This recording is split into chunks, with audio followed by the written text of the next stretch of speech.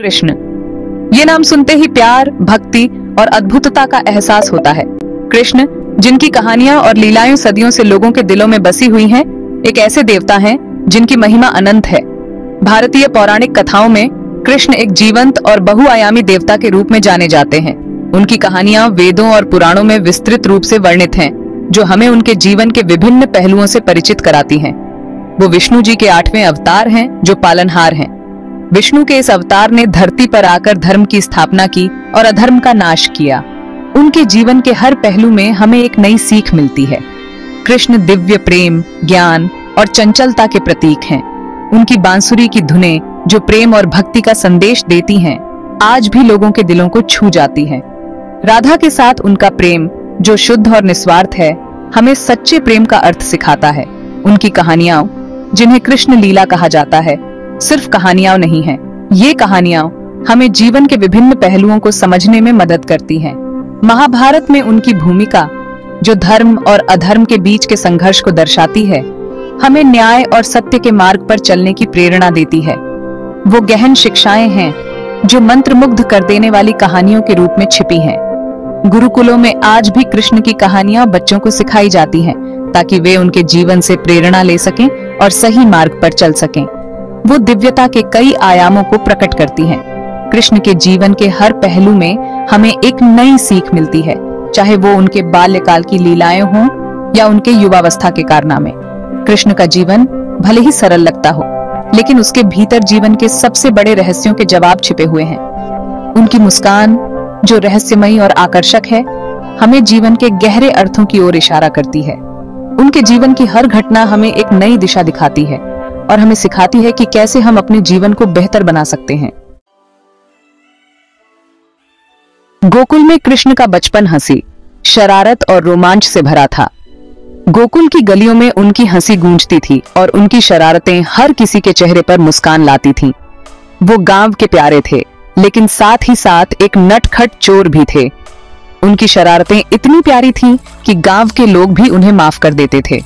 उन्हें माखन बहुत पसंद था और इसके प्रति उनके प्रेम ने कई मनोरंजक किस्से बनाए। कृष्ण और उनके दोस्तों का माखन चुराने का खेल गांव में मशहूर था। एक कहानी में बताया गया है कि कृष्ण ने अपने दोस्तों के साथ माखन चुराया और उनकी पालनहार माँ यशोदा ने उन्हें पकड़ लिया। यशोदा ने जब कृष्ण को माखन चुराते हुए देखा तो पहले तो वह गुस्सा हुई, लेकिन फिर कृष्ण की मासूमियत और शरारत देखकर हंस पड़ी। एक और कहानी में जहरीले नाग कालिया पर उनके साहसिक नृत्य का वर्णन है, जहां उन्होंने अपनी दिव्य शक्ति से उस भयानक प्राणी को अपने वश में कर लिया था। यह घटना गोकुल के लोगों के लिए एक अद्भुत चमत्कार थी, जिसने कृष्ण की दिव्यता को और भी स्पष्ट कर दिया। ये कहानियां कृष्ण की चंचल प्रकृति और साधारण चीजों में भी आनंद खोजने की उनकी क्षमता को उजागर करती हैं। कृष्ण ने अपने दोस्तों के साथ मिलकर हर दिन को एक नया उत्सव बना दिया।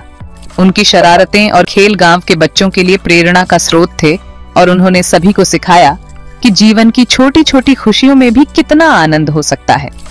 गांव के बुजुर्ग अक्सर कृष्ण की कहानियां सुनाते थे और बच्चे ध्यान से सुनते थे। इन कहानियों में न केवल मनोरंजन था, बल्कि जीवन के महत्वपूर्ण सबक भी छिपे थे। कृष्ण की कहानियां आज भी गोकुल के लोगों के दिलों में जीवित हैं और उनकी शरारतें और साहसिक कारनामे हमेशा याद किए जाते हैं।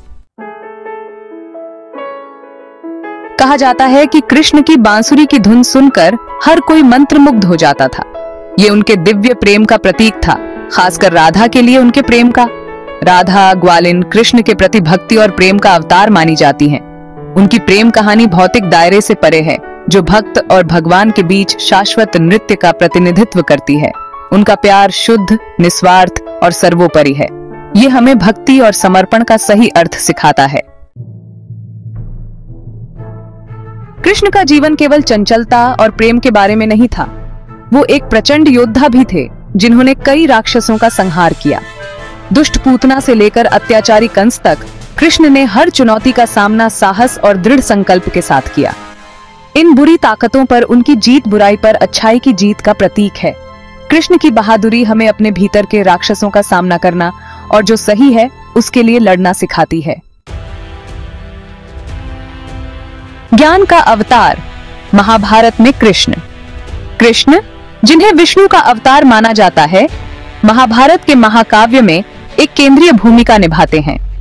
महाकाव्य महाभारत में कृष्ण की भूमिका महत्वपूर्ण है। वे न केवल एक दिव्य अवतार हैं, बल्कि एक मार्गदर्शक, दार्शनिक और योद्धा भी हैं। वो पांडव राजकुमारों में से एक अर्जुन के सारथी हैं। कुरुक्षेत्र के युद्ध में कृष्ण अर्जुन के सारथी बनकर उसे युद्ध के मैदान में ले जाते हैं। हालांकि उनकी भूमिका केवल एक सारथी से कहीं बढ़कर है। वे अर्जुन के मार्गदर्शक, दार्शनिक और मित्र बन जाते हैं, जो उसे जीवन के गहरे रहस्यों को समझने में मदद करते हैं। वो अर्जुन के मार्गदर्शक, दार्शनिक और मित्र बन जाते हैं। कृष्ण का ज्ञान और उनकी शिक्षाएं अर्जुन को सही निर्णय लेने में मदद करती हैं। कृष्ण का ज्ञान अर्जुन को दी गई उनकी सलाह में झलकता है, जो एक योद्धा के रूप में अपने कर्तव्य और हिंसा के प्रति अपनी घृणा के बीच फंसे हुए हैं। अर्जुन, जो युद्ध की विभीषिका से भयभीत है, कृष्ण के मार्गदर्शन में अपने कर्तव्यों को समझता है। कृष्ण के शब्द, जो भगवत गीता में अमर हैं, धर्म, कर्म और वास्तविकता के वास्तविक स्वरूप पर कालातीत ज्ञान प्रदान करते हैं। भगवत गीता में कृष्ण ने अर्जुन को जीवन के गहरे सिद्धांतों को समझाया, जो आज भी प्रासंगिक हैं। उनके उपदेश न केवल अर्जुन के लिए, बल्कि संपूर्ण मानवता के लिए मार्गदर्शक सिद्धांत बन गए हैं। भगवत गीता महाभारत का एक भाग कुरुक्षेत्र के युद्ध क्षेत्र पर कृष्ण और अर्जुन के बीच एक संवाद है। अर्जुन संदेह और निराशा से घिरे हुए हैं, युद्ध और हिंसा के अर्थ पर सवाल उठा रहे हैं। कृष्ण अपने दिव्य ज्ञान में अर्जुन का मार्गदर्शन करते हैं, कर्तव्य, कर्म और अंतिम वास्तविकता की प्रकृति की व्याख्या करते हैं। गीता का संदेश सार्वभौमिक है, जो समय और संस्कृति से परे है। यह आत्म साक्षात्कार, वैराग्य और परिणामों से मोह के बिना अपने कर्तव्य को निभाने के महत्व पर जोर देता है। कृष्ण का जीवन धर्म या धार्मिक आचरण के महत्व का प्रमाण है। वो हमेशा सही के लिए खड़े रहे, भले ही इसके लिए उन्हें अपने ही परिजनों के खिलाफ जाना पड़े। उनके कार्य हमें सिखाते हैं कि हमें हमेशा सही काम करने का प्रयास करना चाहिए, चाहे कितने भी कठिन विकल्पों का सामना क्यों न करना पड़े। कृष्ण की शिक्षाएं करुणा, क्षमा और निस्वार्थता के महत्व पर जोर देती हैं।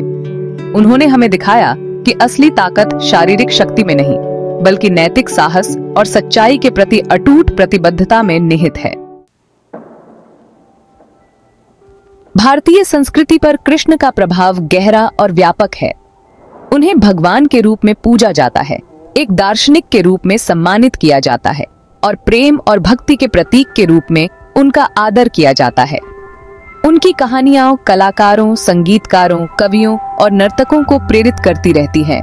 विभिन्न कला रूपों के माध्यम से उनकी विरासत को जीवित रखती हैं। भरतनाट्यम के जीवंत नृत्यों से लेकर कर्नाटक संगीत की भावपूर्ण धुनों तक भारतीय कला और संस्कृति के हर पहलू में कृष्ण की उपस्थिति महसूस की जाती है। कृष्ण के जीवन और शिक्षाओं में एक कालातीत अपील है। उनकी कहानियां जीवन के सभी वर्गों के लोगों को मार्गदर्शन, आराम और प्रेरणा प्रदान करती हैं। चाहे वो उनका चंचल स्वभाव हो, धर्म के प्रति उनकी अटूट प्रतिबद्धता हो या उनका गहन ज्ञान हो, कृष्ण की लीलाओं में सभी के लिए कुछ न कुछ है। उनका संदेश सरल लेकिन गहरा है। प्रेम से जीवन जियो, सत्यनिष्ठा से कार्य करो और अपने भीतर के ईश्वर को खोजो। कृष्ण की लीलाएं आस्था, प्रेम और दिव्य के लिए मानव आत्मा की शाश्वत खोज की स्थायी शक्ति